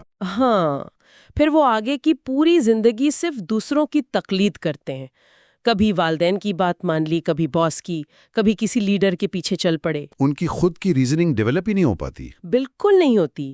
آزاد ماحول کا مقصد ہی ان کی کرٹیکل تھنکنگ کو بعمل بنانا ہے تاکہ وہ مکمل انسان بن سکیں۔ یہ تو ایک طرح کی ذہنی مفلوجیت یا مینٹل پیرالسس ہے، اور ہم سمجھتے ہیں کہ ہم بڑی اچھی پرورش کر رہے ہیں۔ اور اسی حوالے سے اس کتاب میں ایک اور دلچسپ اور تھوڑی سینسٹیو مثال دی گئی آزادی کے حوالے سے۔ جی بتائیں۔ اگر بچہ چھوٹی عمر میں اپنے جنسی اعضاء یعنی جینیٹلز کے ساتھ کھیلتا ہے یا انہیں دریافت کر رہا ہوتا ہے تو ماں اکثر سخت فکرمند اور شرمندہ ہو جاتی ہے۔ ہاں، فوراً بچے کو روکتی ہے، ڈانٹتی ہے کہ کیا کر رہے ہو۔ لیکن تحقیق یہ واضح کرتی ہے کہ یہ بچے کا ایک فطری اور بالکل معصوم عمل ہے۔ اپنے وجود کو دریافت کرنا اس کی آزادی کا حصہ ہے۔ صحیح۔ اور جب والدین اس معصوم عمل پر اپنا غصہ یا سوسائٹی کی شرم بچے پر تھوپتے ہیں تو وہ بچے کے ذہن میں اپنے ہی جسم کے حوالے سے ایک گلٹ بو دیتے ہیں، ایک شرم کا بیج بو دیتے ہیں۔ بالکل، سماج کا شرمندہ ہونا سماج کا مسئلہ ہے، اس کی اپنی تابوز ہیں۔ لیکن جب آپ بچے کے اس فطری عمل میں تباہ کن مداخلت کرتے ہیں تو آپ اس کے اندر ڈر اور ہچکچاہٹ پیدا کر دیتے ہیں جو آگے چل کر کمپلیکسز کی شکل اختیار کر لیتا ہے۔ تو اس سب سے بچا کیسے جائے؟ مطلب آزادی اور عزت دینے کا یہ فلسفہ سننے میں تو بہت اعلیٰ لگتا ہے، لیکن روزمرہ کی زندگی کے کیوس میں سے عملی جامہ کیسے پہنایا جائے؟ یہی سب سے اہم سوال ہے۔ گفتگو اب اس رخ پر آنی چاہیے کہ روزمرہ کی بنیاد پر والدین اور خاص کر ماں کن عادات کو اپنائیں۔ اس کتاب میں بتایا گیا ہے کہ پرورش بچے کے پیدا ہونے کے بعد نہیں بلکہ اس کے پیٹ میں یعنی وومب میں آنے کے ساتھ ہی شروع ہو جاتی ہے۔ یہ ساری عملی عادات کی بنیاد ہے۔ ووم ایک بچے کے لیے صرف ایک فزیکل جگہ نہیں ہے، وہ اس کی پوری کائنات ہوتی ہے، اس کی پوری دنیا۔ اسی لیے تحقیق میں اس بات پر بڑا زور دیا گیا ہے کہ ماں کی روزمرہ کی زندگی میں دھیان یعنی میڈیٹیشن اور ایک پرسکون حالت کا ہونا لازمی ہے۔ یہ کوئی صرف روحانی یا مسٹیکل بات نہیں ہے، اس کے پیچھے مکمل بائیولوجی ہے۔ وہ کیسے؟ دیکھیں، جب ماں شدید غصے میں ہوتی ہے، سٹریس لیتی ہے یا اداس ہوتی ہے تو اس کے جسم میں کورٹیزول اور ایڈرینل جیسے سٹریس ہارمونز ریلیز ہوتے ہیں۔ صحیح۔ یہ ہارمونز بلڈ سٹریم کے ذریعے سیدھا اس بچے تک پہنچتے ہیں۔ بچہ اس ماحول کی کرواہٹ کو فزیکلی اور مینٹلی محسوس کرتا ہے، حالانکہ اسے یہ نہیں معلوم ہوتا کہ باہر آخر چل کیا رہا ہے۔ اس کا مطلب ہے کہ اگر زندگی میں کوئی پریشانی آئے بھی تو ماں کو یہ ادراک ہونا چاہیے کہ اس کے غصے کی قیمت دراصل ایک ننھی جان چکا رہی ہے۔ بالکل وہی قیمت دے رہا ہوتا ہے۔ اس لیے اس ذمہ داری کو ایک بوجھ کے بجائے ایک خوشی، ایک سیلیبریشن کے طور پر نبھانا چاہیے۔ خیر، چلیے پیدائش کے بعد کے وقت پر آتے ہیں۔ جی، پیدائش کے بعد کی عادات۔ ایک بہت عام عادت کا ذکر اس کتاب میں ہے جس پر ہمیں ضرور بات کرنی چاہیے۔ جیسے ہی بچہ تھوڑا سا روتا ہے پورے گھر میں ہنگامہ مچ جاتا ہے، ماں باپ دوڑ پڑتے ہیں اسے چپ کرانے کے لیے۔ ہاں، اور یہ ہماری ایک ایسی عادت ہے جس پر صدیوں سے کسی نے سوال نہیں اٹھایا۔ رونا ایک بچے کی بنیادی زبان ہے، اس کے پاس الفاظ تھوڑی ہیں۔ رونے کے ذریعے وہ کمیونیکیٹ کر رہا ہے، اپنے لنگز کو ایکسپینڈ کر رہا ہے اور اپنے اندر کی فزیکل ٹینشن کو ریلیز کر رہا ہے۔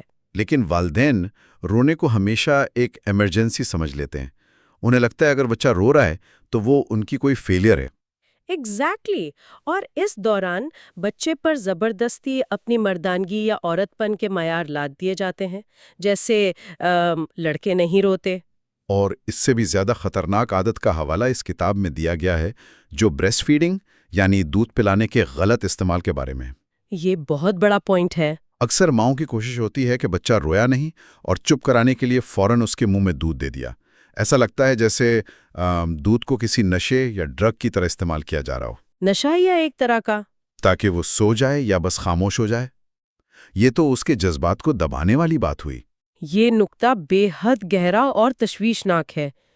جب بچہ اپنی کسی تکلیف یا جذبے کا اظہار رونے کے ذریعے کر رہا ہے اور آپ اسے چپ کرانے کے لیے فیڈ کرا دیتے ہیں تو آپ دراصل اسے یہ سکھا رہے ہیں کہ آپ اپنے احساسات کو کھانے کے ذریعے دبا دو۔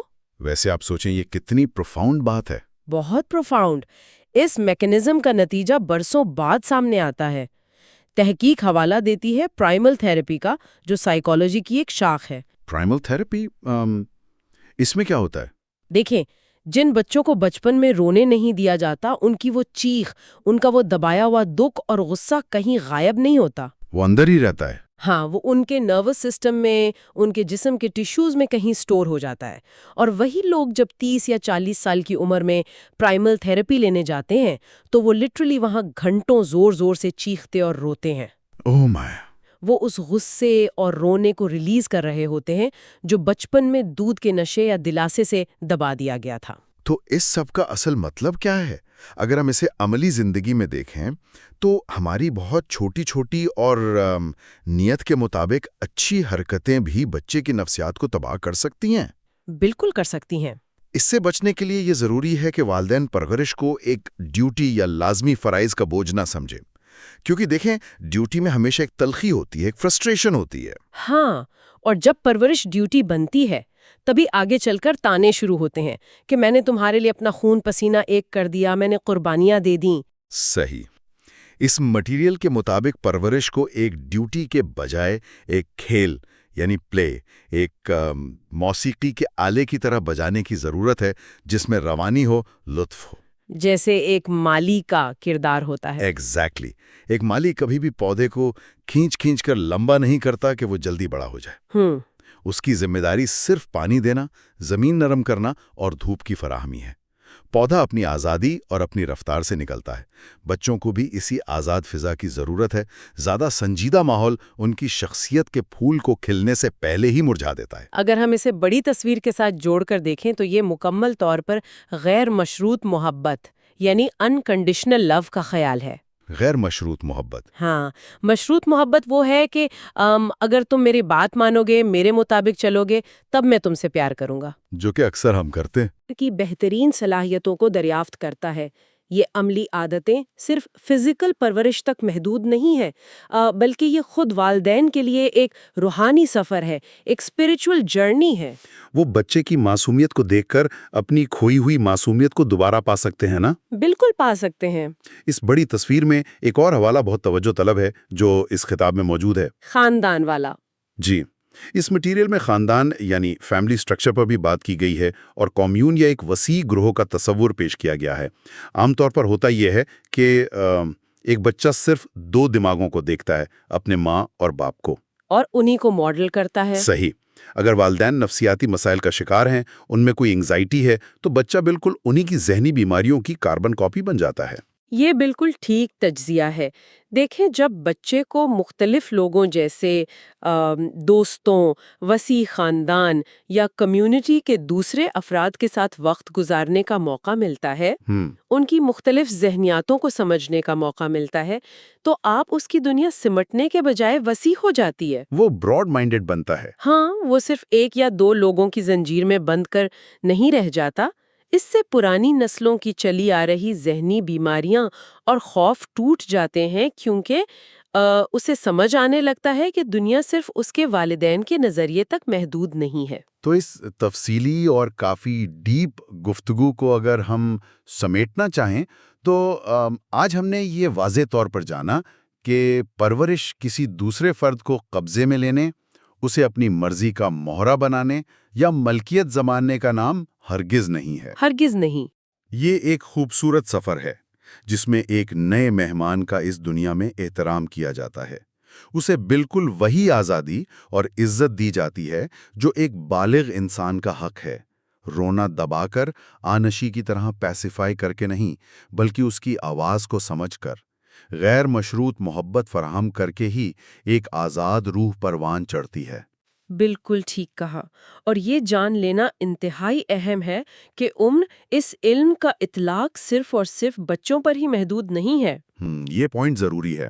زندگی کا کوئی بھی رشتہ ہو، چاہے دوستی ہو، رشتہ داری ہو یا میاں بیوی کا ساتھ ہو، جس لمحے وہاں ملکیت اور کنٹرول کی چاہت جنم لیتی ہے، وہاں سے محبت رخصت ہو جاتی ہے۔ ملکیت محبت کی دشمن ہے، سب سے بڑی دشمن ہے۔ جب ہم ملکیت کو ترک کرتے ہیں، آزادی کو تسلیم کرتے ہیں، اصل محبت صرف وہیں پھول سکتی ہے۔ ملکیت محبت کی دشمن ہے۔ واقعی اس گفتگو کے آخر میں ایک سوال ہے جو مجھے اندر تک جھنجھوڑ رہا ہے۔ کیا سوال ہے؟ ہم نے آج بچے کے آزاد وجود کی بات کی، پرورش میں ملکیت کے خطرناک اثرات کو سمجھا۔ تو ذرا غور کیجئے، اگر بچوں کا اس دنیا میں آنا ہماری پراپرٹی بننے کے لیے نہیں تھا، تو کیا آج ہم اپنی اڈلٹ لائف میں جن شدید نفسیاتی الجھنوں، انزائٹی اور خود اعتمادی کی کمی کا شکار ہیں، وہ انہی مسائل کا نتیجہ تو نہیں جو ہمارے والدین نے نادانستہ میں بس بہتری کی نیت سے ہم پر اپنے خیالات تھوپ کر پیدا کیے؟ یہ بہت پروفاؤنڈ اور تھوڑا پینفل سوال ہے۔ اور ان کا قصور نہیں تھا، کیونکہ انہیں یہی سکھایا گیا تھا۔ لیکن اصل سوچنے والی بات ان سننے والوں کے لیے یہ ہے کہ کیا اب ہم بھی ٹھیک اسی ملکیت کی چاہت اور کنڈیشننگ میں پھنس کر اپنی آنے والی نسلوں کو یہی بوجھ تو نہیں منتقل کر رہے؟ یہ سوچنے والی بات ہے۔ یہ ایک ایسی زنجیر ہے جسے توڑنے کے لیے اپنی ہی رویوں کو چیلنج کرنا لازمی ہے۔ خیر، اس انتہائی گہرے اور فکر انگیز سوال کے ساتھ ہم آج کے اس گہرے جائزے کو یہیں روکتے ہیں۔ اگلے لیکچر میں ہم اس کتاب کے اگلے چیپٹر پر تفصیلی گفتگو کریں گے اور دیکھیں گے کہ اس سفر میں ہمارے لیے مزید کیا انکشافات منتظر ہیں۔ ذرا ایک لمحے کے لیے تصور کریں، آپ ایک بہت خوبصورت باغ میں کھڑے ہیں اور ایک سرخ گلاب کو پچھلے کوئی 1 گھنٹے سے مکمل حیرت اور محبت سے دیکھ رہے ہیں۔ صحیح۔ لوگ آپ کے پاس سے گزریں گے، مسکرائیں گے اور شاید سوچیں گے کہ آپ کوئی بہت بڑے فنکار ہیں یا آپ کا جمالیاتی ذوق یعنی ایستھیٹکس بہت اعلیٰ ہے۔ بالکل، لوگ تو یہی سوچیں گے۔ لیکن اب اسی منظر کو تھوڑا سا تبدیل کرتے ہیں۔ فرض کریں آپ سڑک پر چلتے ہوئے کسی انجان انسان کے چہرے کو بالکل اسی حیرت، اسی معصومیت اور اتنی ہی دیر تک دیکھنا شروع کر دیں، پھر کیا ہوگا؟ بوال مچ جائے گا۔ ہاں، غالباً چند منٹوں میں ہی وہاں پولیس آ جائے گی یا کم از کم ایک بڑا ہنگامہ تو ضرور کھڑا ہو جائے گا۔ تو آج کے اس گہرے مطالعے میں ہم جس کتاب کے آخری اور حتمی حصے پر بات کرنے والے ہیں، وہ ایک ایسا سوال اٹھاتی ہے جو سیدھا ہمارے وجود پر وار کرتا ہے۔ واہ! سوال یہ ہے کہ ہم اپنے ہی جسم سے اور دوسروں کے وجود سے اتنے خوفزدہ اور اجنبی کب ہو گئے؟ آج ہمارا مقصد یہ سمجھنا ہے کہ کس طرح اپنے جسم کو مکمل طور پر قبول کرنا اور اپنے حواس کو بیدار کرنا انسان کو حقیقی روحانی آزادی تک لے جاتا ہے۔ تو چلیں اس بات کی تہہ تک پہنچتے ہیں۔ یہ واقعی ایک زبردست نقطۂ آغاز ہے، کیونکہ دیکھیں یہ کتاب صدیوں سے چلی آ رہی اس روایتی سوچ کو جڑ سے اکھاڑ پھینکتی ہے جس نے ہمیں سکھایا ہے کہ جسم ایک قید خانہ ہے۔ صحیح بات ہے۔ یعنی ایک گناہ ہے، اور اگر آپ کو روحانی طور پر بلند ہونا ہے تو بھائی جسم کو کچلنا ہوگا۔ اس کتاب کا بنیادی فلسفہ یہی ہے کہ اصل روحانیت جسم سے لڑنے میں نہیں ہے۔ تو پھر کس چیز میں ہے؟ اصل روحانیت اسے ایک مندر، ایک مقدس جگہ ماننے میں ہے۔ اگر آپ اپنے ہی وجود کی بنیاد یعنی اپنے جسم سے ہی نفرت کریں گے تو اس پر روحانیت کی کوئی شاندار عمارت کیسے کھڑی ہو سکتی ہے؟ صحیح، بالکل۔ اور مجھے حیرت اس بات پر ہوتی ہے کہ ہم نے لاشعوری طور پر اس نفرت کو کتنا نارمل سمجھ لیا ہے۔ ہاں بالکل۔ مطلب ہم کسی پرانے درخت کے تنے پر ہاتھ پھیرتے ہیں تو ایک عجیب سا سکون ملتا ہے، جیسے درخت بھی اس لمس کو محسوس کر رہا ہو۔ لیکن اگر ہم کسی انسان کو اتنے ہی احترام سے چھوئیں تو وہ فوراً ایک دفاعی کھول میں چلا جائے گا۔ صحیح کہہ رہے ہیں آپ۔ یہ جو ہم نے ایک دوسرے کے گرد نظر نہ آنے والے دیواریں کھڑی کر لی ہیں، میرا یہ سوچنا ہے کہ کیا یہ سب صرف ہماری سماجی تربیت کا نتیجہ ہے؟ میرا مطلب ہے یہ تو بالکل ایسا ہے جیسے ہم کسی شاندار گھر میں رہتے ہوں لیکن ہمیں اس کی دیواروں سے ہی نفرت ہو۔ بہت خوبصورت مثال دی آپ نے، اور اس سے ایک اہم سوال پیدا ہوتا ہے کہ کیا یہ دیواریں صرف ہمارے ذہنوں تک محدود ہیں یا ان کا ہمارے جسم پر کوئی عملی اثر بھی ہوتا ہے؟ اچھا۔ کتاب یہ ثابت کرتی ہے کہ ہمارا یہ جسمانی خوف ہماری بائیولوجی یعنی ہماری بائیولوجی تک کو بدل چکا ہے۔ اس کی سب سے بڑی مثال ہمارے سانس لینے کا عمل ہے۔ سانس لینے کا عمل؟ لیکن وہ تو ایک خودکار نظام ہے نا، یعنی آٹومیٹک ہے، اس میں خوف کہاں سے آ گیا؟ یہی تو دلچسپ بات ہے۔ دیکھیں، ایک عام بالغ انسان کے پھیپھڑوں میں تقریباً 6000 چھوٹے کھلیے یا سوراخ ہوتے ہیں جہاں ہوا بھرتی ہے۔ ٹھیک ہے، 6000۔ لیکن کیا آپ کو معلوم ہے کہ خوف تناؤ اور سماجی دباؤ کی وجہ سے ایک اوسط انسان اتنی گہری اور سطحی سانس لیتا ہے کہ ان 6000 میں سے تقریباً 3000 سوراخوں میں ہمیشہ پرانی کاربن ڈائی آکسائڈ بھری رہتی ہے۔ اور واقعی؟ ہاں، وہ کبھی تازی ہوا کا منہ ہی نہیں دیکھتے۔ ایک منٹ رکیے، یعنی ہمارے پھیپھڑوں کا آدھا حصہ جو ہماری زندگی کا سب سے بنیادی جزو ہے، وہ ایک طرح سے مردہ یا غیر فعال پڑا ہے۔ بالکل۔ ہم نفسیاتی طور پر ڈرے ہوئے ہیں۔ یہ میکانزم کام کیسے کرتا ہے؟ ہم گہری سانس لینے سے آخر ڈرتے کیوں ہیں؟ کیونکہ گہری سانس کا سیدھا تعلق آپ کی اندرونی توانائی کے بیدار ہونے سے ہے۔ جب انسان ڈرتا ہے، چاہے وہ کسی جنگلی جانور سے ہو یا سماج کے بنائے ہوئے اصولوں سے، صحیح۔ تو اس کا جسم ایک فائٹ اور فلائٹ موڈ میں چلا جاتا ہے۔ اس موڈ میں ڈایافرام سکڑ جاتا ہے اور سانس سینے کے اوپری حصے تک محدود ہو جاتی ہے۔ اچھا، تو ہم کھل کر سانس لے ہی نہیں پاتے؟ بالکل، اور معاشرے نے خاص طور پر جنسی توانائی کے ابھرنے کا ایک ایسا غیر فطری خوف پیدا کر دیا ہے کہ انسان لاشعوری طور پر ڈرتا ہے کہ اگر وہ گہری سانس لے گا اور توانائی پورے جسم میں دوڑے گی تو وہ اس پر قابو نہیں رکھ پائے گا۔ واہ، یہ تو بہت گہرا پوائنٹ ہے۔ اس کے برعکس ذرا دوپہر کو سوتی ہوئی بلی کا مشاہدہ کریں۔ اس کا پیٹ اور پورا جسم سانس کے ساتھ ایک تال میں حرکت کر رہا ہوتا ہے، وہ مکمل طور پر ریلیکس ہوتی ہے۔ ہاں، بلی بالکل بے فکر سوتی ہے۔ جبکہ ہم انسان رات کو نرم ترین بستر پر بھی صرف کروٹیں بدلتے رہتے ہیں کیونکہ ہمارا جسم اندر سے ایک تناؤ کی حالت میں جمع ہوا ہے۔ یہ بات واقعی ہلا دینے والی ہے کہ ہم خوف کی وجہ سے آدھا ادھورا جی رہے ہیں۔ اگر ہم اس خوف سے اتنا سکر رہے ہیں تو اس کا سیدھا اثر ہمارے خود کو دیکھنے کے انداز پر بھی تو پڑتا ہوگا۔ صحیح کہہ رہے ہیں۔ میرا مطلب ہے، اگر میں اندر سے گھٹن کا شکار ہوں تو پھر یہ جو ہم آج کل سیلف لو یا خود سے پیار کرنے کی بات کرتے ہیں، اس کا بیرونی خوبصورتی سے کیا تعلق بنتا ہے؟ کیونکہ لوگ تو یہی سمجھتے ہیں کہ شاید کوئی مہنگی کریم لگا لینے سے خوبصورتی آ جائے گی۔ یہاں جو بات سب سے زیادہ حیران کن ہے وہ یہ ہے کہ کائنات میں کشش کا ایک بڑا سادہ سا اصول کام کر رہا ہے۔ وہ کیا؟ انسان فطرتاً اسی ہستی کی طرف کھینچا چلا جاتا ہے جو خود اپنی ذات سے مطمئن اور محبت کرنے والی ہو۔ اچھا، یعنی جو خود سے پیار کرے۔ ہاں، کتاب میں ایک بڑی کمال کی بات لکھی ہے کہ بیوٹی پارلر یا کاسمیٹک سرجری کے کلینک عموماً وہ لوگ جاتے ہیں جنہیں اپنی بدصورتی کا شدید احساس ہوتا ہے، بالکل۔ جنہیں لگتا ہے کہ ان کے اندر کوئی خامی ہے۔ کیا کبھی آپ نے جنگل میں کسی پرندے کو یا کسی ہرن کو اداس بیٹھ کر یہ سوچتے دیکھا ہے کہ اس کی گردن تھوڑی اور لمبی ہونی چاہیے تھی؟ بالکل نہیں۔ کیونکہ وہ خود کو مکمل اور غیر مشروط طور پر قبول کرتے ہیں، اور ان کی یہی قبولیت ان کی اصل خوبصورتی ہے۔ واہ، کہ وہ اندر سے کتنا زندہ ہے۔ یہ مصنوعی خوبصورتی کی دوڑ واقعی عجیب ہے، اور کتاب میں اس جنون پر جو کہانیاں دی گئی ہیں وہ تو بس کمال ہیں۔ ہاں، بہت دلچسپ ہے۔ مجھے وہ ڈینس والی کہانی یاد آ رہی ہے جس نے پلاسٹک سرجری کروائی تھی۔ وہ سوچتی تھی کہ اگر اس کی ناک تھوڑی سیدھی ہو جائے اور آنکھوں کے نیچے سے ہلکے غائب ہو جائیں تو وہ دنیا کی سب سے خوش طبع انسان بن جائے گی۔ بالکل، اور سرجری کے بعد ہوا کیا؟ جب پٹیاں کھلیں تو اس کا چہرہ تو واقعی کسی ہالی ووڈ اداکارہ جیسا ہو گیا تھا۔ اچھا۔ لیکن وہ پھوٹ پھوٹ کر رو رہی تھی۔ اس کی سہیلی نے پریشان ہو کر پوچھا کہ اب کیا مسئلہ ہے بھائی؟ تو اس نے کہا کہ یہ نیا چمکدار چہرہ میرے اس پرانے تھکے ہوئے جسم کے ساتھ بالکل میچ نہیں کر رہا۔ اوف۔ اور پھر وہ دوسری کہانی جس میں ایک بدصورت لڑکی کو ساحل پر ایک جادوئی بوتل ملتی ہے اور اس میں سے ایک جن نکلتا ہے۔ ہاں، یہ میری پسندیدہ ہے۔ لڑکی فوراً فرمائش کرتی ہے کہ مجھے صوفیہ لورن جیسی جسامت اور ایلزابتھ ٹیلر جیسا چہرہ دے دو۔ تو جن اس لڑکی کو اوپر سے نیچے تک دیکھتا ہے، ایک لمبی آہ بھرتا ہے اور کہتا ہے، بی بی مجھے بس چپ کر کے واپس بوتل میں بند کر دو، یہ مجھ سے نہیں ہوگا۔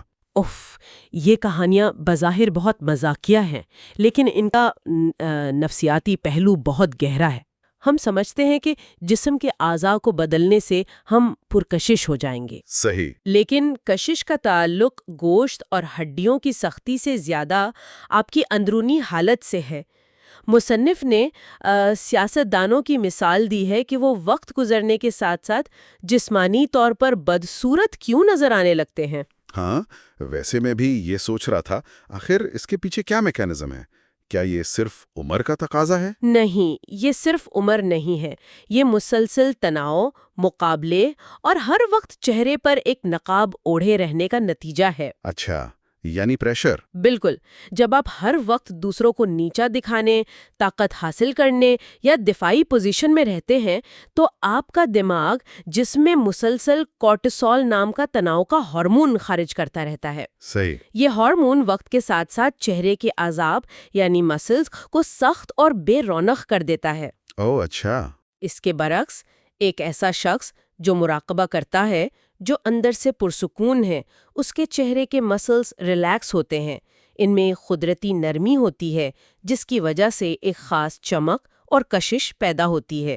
تو اس کا مطلب ہے کہ اگر وہ اندرونی سکون مل جائے تو نہ صرف چہرہ بدلتا ہے بلکہ دنیا کو دیکھنے اور محسوس کرنے کا انداز بھی بدل جاتا ہے۔ بالکل ایسا ہی ہے۔ لیکن یہاں کر بات واقعی بہت دلچسپ ہو جاتی ہے، کیونکہ ایک عام انسان جو صبح 9 سے شام 5 بجے تک نوکری کرتا ہے، جسے بل ادا کرنے ہیں، ٹریفک میں خوار ہونا ہے، ہاں، عام آدمی کے مسائل وہ آخر کیسے اس اندرونی سکون اور حواس کی بیداری کو حاصل کریں؟ کیا اس کے لیے سب کچھ چھوڑ چھاڑ کر پہاڑوں پر جانا پڑے گا؟ بالکل نہیں۔ اور کتاب کی خوبصورتی ہی یہ ہے کہ یہ زندگی سے بھاگنے کی نہیں بلکہ اس میں مزید گہرائی تک جانے کی بات کرتی ہے۔ وہ کیسے؟ مصنف سمجھاتا ہے کہ ہمارے حواس حقیقت تک پہنچنے کے دروازے ہیں، لیکن وقت کے ساتھ ہم ان دروازوں پر عادت کی دھول جما لیتے ہیں۔ ماہرین نفسیات بتاتے ہیں کہ ایک انسان کا دماغ عموماً 12 سال کی عمر کے بعد دنیا کو حیران سے دیکھنا بند کر دیتا ہے۔ ویٹ، واقعی؟ ہاں، اور اس کی ذہنی عمر وہیں رک جاتی ہے۔ 12 سال کی عمر؟ ایسا کیوں ہوتا ہے؟ کیا ہمارا دماغ نئی چیزیں پروسیس کرنا بند کر دیتا ہے؟ اصل میں یہ دماغ کا توانائی بچانے کا ایک خودکار نظام ہے۔ اچھا۔ دماغ جب ایک چیز کو بار بار دیکھتا ہے تو وہ اس کا ایک شارٹ کٹ بنا لیتا ہے تاکہ اسے ہر بار نئی توانائی نہ لگانی پڑے۔ نتیجہ یہ نکلتا ہے کہ ہم چیزوں کو دیکھنا چھوڑ دیتے ہیں، بس انہیں پہچان کر آگے بڑھ جاتے ہیں۔ یعنی بس ایک نظر ڈالی اور اگنور کر دیا۔ بالکل۔ کتاب بچوں کی مثال دیتی ہے کہ جب ایک بچہ ساحل پر سیپیاں جمع کرتا ہے تو وہ انہیں ایسے دیکھتا ہے جیسے کائنات کا کوئی انوکھا راز دریافت کر لیا ہو۔ ہاں، بچے تو بہت مگن ہوتے ہیں۔ وہ حیرت میں گم ہوتا ہے کیونکہ اس کے دماغ نے ابھی تک اس تجربے کو روٹین کا لیبل نہیں لگایا ہوتا۔ تو ایک عام انسان اس لیبل کو کیسے ہٹائے؟ وہ اپنے اندر کے اس بچے کو کیسے واپس لائے جو ہر چیز کو حیرت سے دیکھتا تھا؟ اس کا طریقہ یہ بتایا گیا ہے کہ روزمرہ کی ان چھوٹی چھوٹی عادتوں کو توڑا جائے جنہوں نے ہمارے حواس کو سن یعنی نم کر دیا ہے۔ کوئی مثال؟ مثلاً اگر آپ روزانہ ڈائننگ ٹیبل پر بیٹھ کر چھری کانٹے سے کھانا کھاتے ہیں تو کبھی کبھار باہر گھاس پر بیٹھ جائیں اور اپنے ہاتھوں سے کھائیں۔ اچھا۔ جب آپ کی انگلیاں خوراک کی حرارت کو محسوس کریں گی تو آپ کا دماغ چونک جائے گا۔ ایک بہت ہی حیرت انگیز تجربہ کتاب میں بیان کیا گیا ہے۔ اور پر بند کر لیں اور پھر آپ کو پیاز اور سیب کا ایک ایک ٹکڑا کھلایا جائے تو آپ ان دونوں کے ذائقے میں فرق نہیں کر پائیں گے۔ کیا واقعی؟ لیکن پیاز اور سیب تو بالکل متضاد ذائقے رکھتے ہیں۔ جی ہاں، کیونکہ ہم جو محسوس کرتے ہیں وہ صرف زبان کا کمال نہیں بلکہ دیکھنے اور سونگھنے کی حس کا ملاپ ہوتا ہے۔ جب آپ کسی ایک عادت کو توڑتے ہیں تو باقی حواس اچانک بیدار ہو جاتے ہیں کہ بھئی یہ کیا نیا ہو رہا ہے۔ صحیح۔ ہمیں الرٹ ہونا پڑے گا۔ عادتوں کی اس مشینی زندگی پر مجھے ملا ناصر الدین کے طوطے کا وہ واقعہ یاد آ گیا جس نے مجھے پڑھتے ہوئے ہنسا ہنسا کر دوہرا کر دیا تھا۔ او ہاں، وہ کہانی تو لاجواب ہے۔ وہ طوطا انسانوں کے ساتھ رہ رہ کر بالکل ہماری طرح نیوروٹک یعنی بے چین اور مشینی ہو چکا تھا۔ سارا دن بس رٹی ہوئی گالیاں بکتا رہتا تھا۔ بالکل انسانوں کی سکھائی ہوئی باتیں۔ تو ملا اسے جانوروں کے ڈاکٹر کے پاس لے گیا کہ اس کی یہ مشینی عادت ختم کی جائے۔ ڈاکٹر نے 15 روپے فیس لی اور طوطے کو ایک پنجرے میں مادہ طوطی کے ساتھ بند کر کے اوپر پردہ گرا دیا۔ اور پھر اندر سے کیسی آوازیں آئیں؟ تھوڑی دیر بعد اندر سے چیخنے چلانے کی آوازیں آنے لگیں اور پردے کے اوپر سے پر اڑ اڑ کر باہر گرنے لگے۔ اور جب ملا اور ڈاکٹر نے گھبرا کر پردہ ہٹایا تو کیا منظر تھا؟ وہ ٹوٹا اس بیچاری توتی کو دبا کر اس کے ایک ایک پر کو نوچ رہا تھا اور ساتھ ہی زور زور سے چلا رہا تھا، 15 روپے میں تمہیں بالکل برہنہ دیکھنا چاہتا ہوں۔ باپ رے باپ، یہ کہانی واقعی مزاقیہ ضرور ہے، لیکن اس کا طنز کتنا گہرا ہے۔ بالکل۔ یہ کہانی ہمیں یہ بتاتی ہے کہ جب آپ بغیر سوچے سمجھے لکیر کے فقیر بن جاتے ہیں اور اندھی تقلید کرتے ہیں تو آپ کا طرز عمل ایک مشینی پاگل پن کی شکل اختیار کر لیتا ہے۔ صحیح بات ہے۔ آپ اپنی اصلیت کھو دیتے ہیں اور بس دوسروں کے سکھائے ہوئے جملے اور رویے دہراتے رہتے ہیں۔ اور جب ہم عادتوں کے اس پنجرے سے باہر نکلتے ہیں، اپنے جسم کو قبول کرتے ہیں اور حواس کو بیدار کرتے ہیں، تو ہم اس کتاب کے آخری اور سب سے عروج والے حصے تک پہنچتے ہیں۔ صحیح۔ جہاں انسان کی مکمل اور جڑی ہوئی ہستی یعنی اس کی ہولنس کی بات کی گئی ہے۔ اگر ہم اسے بڑے پس منظر کے ساتھ جوڑ کر دیکھیں تو پچھلی تمام بحثوں کا نچوڑ ایک ہی کشمکش پر آ کر رکتا ہے: دل اور دماغ کی جنگ۔ دل اور دماغ کی جنگ۔ ہاں، دماغ جو کہ منطق، عقل اور حساب کتاب کا مرکز ہے، جسے اکثر ایک مردانہ خصوصیت کے طور پر دیکھا جاتا ہے، اور دل جو جذبات، محبت اور کشادگی کی علامت ہے، جسے ایک زنانہ خصوصیت مانا جاتا ہے۔ اچھا۔ مصنف کہتا ہے کہ یہ دونوں اپنی ذات میں صرف آلات یا میکانزمز ہیں۔ دماغ کے پاس راستہ تلاش کرنے کی منطق ہے، لیکن وہ جذبات سے خالی اور بے حس ہے۔ اور دل کے پاس محبت اور ہمدردی ہے، لیکن وہ اندھا ہے، اسے راستہ نہیں پتا، اور جب تک یہ دونوں آپس میں لڑتے رہیں گے، انسان کبھی مکمل نہیں ہو سکتا۔ اس کشمکش کو سمجھانے کے لیے کتاب میں 2 بھکاریوں کی جو مثال دی گئی ہے وہ کمال کی تمثیل ہے۔ ہاں، وہ جنگل والی مثال۔ ایک جنگل میں 2 بھکاری رہتے تھے۔ ایک اندھا تھا، یعنی ہمارا دل، جس کے پاس ٹانگیں تھیں، وہ بھاگ سکتا تھا لیکن دیکھ نہیں سکتا تھا۔ صحیح۔ دوسرا معذور تھا، یعنی ہمارا دماغ، جس کے پاس دیکھنے کے لیے آنکھیں تھیں، منطق تھی، لیکن وہ چل نہیں سکتا تھا۔ وہ دونوں ایک دوسرے کے بدترین دشمن تھے اور سارا دن بحث کرتے رہتے تھے۔ پھر ایک دن اس جنگل میں چاروں طرف زبردست آگ لگ گئی۔ کہ آگ کس طرف سے آ رہی ہے اور بچنے کا راستہ کہاں ہے؟ لیکن وہ بھاگ نہیں سکتا تھا۔ بالکل، وہ خود کو وہاں تک لے نہیں جا سکتا تھا۔ اندھا بھکاری یعنی دل بھاگنے کی پوری صلاحیت رکھتا تھا، لیکن اسے سمت کا اندازہ نہیں تھا۔ صحیح۔ ان دونوں کو فوراً احساس ہو گیا کہ اگر انہوں نے اپنی انا اور دشمنی کو نہ چھوڑا تو وہ دونوں جل کر راکھ ہو جائیں گے۔ چنانچہ انہوں نے ایک معاہدہ کیا۔ کیا معاہدہ کیا؟ معذور بھکاری اندھے کے کندھوں پر بیٹھ گیا۔ اب ان کے پاس دیکھنے کے لیے آنکھیں بھی تھیں اور دوڑنے کے لیے مضبوط ٹانگیں بھی۔ واہ! معذور نے راستہ دکھایا، اندھے نے قدم بڑھائے، اور وہ دونوں بخیریت اس آگ سے باہر نکل آئے۔ کیا شاندار استعارہ ہے! لیکن یہاں میرا ایک سوال ہے۔ جی پوچھے۔ اس تمثیل کو ہم اپنی ذات پر کیسے لاگو کریں؟ اس کا بہترین حل یہ بتایا گیا ہے کہ روحانی آزادی تب ملتی ہے جب آپ دل کو اپنا رہبر یا ماسٹر بنا لیں، کیونکہ صرف دل کو ہی معلوم ہے کہ زندگی کی اصل اقدار کیا ہے، محبت کیا ہے، سکون کہاں ہے۔ صحیح۔ اور دماغ کو اس دل کا ایک بہترین، طاقتور اور تابعدار خادم یا سرونٹ بنا دیں۔ یعنی دماغ کو نوکر بنا دیں۔ بالکل، دماغ کو بتائیں کہ بھائی یہ میری منزل ہے، اب اپنی منطق استعمال کرو اور مجھے وہاں تک پہنچنے کا راستہ بتاؤ۔ مسئلہ تب پیدا ہوتا ہے جب خادم یعنی دماغ آقا بن بیٹھتا ہے۔ یہ تو ہے۔ اسی کی وجہ سے دنیا میں جنگیں، ماحولیاتی تباہی اور نفسیاتی دباؤ پیدا ہوتا ہے۔ تو پھر ان دونوں کو صحیح جگہ پر رکھنے والا کون ہے؟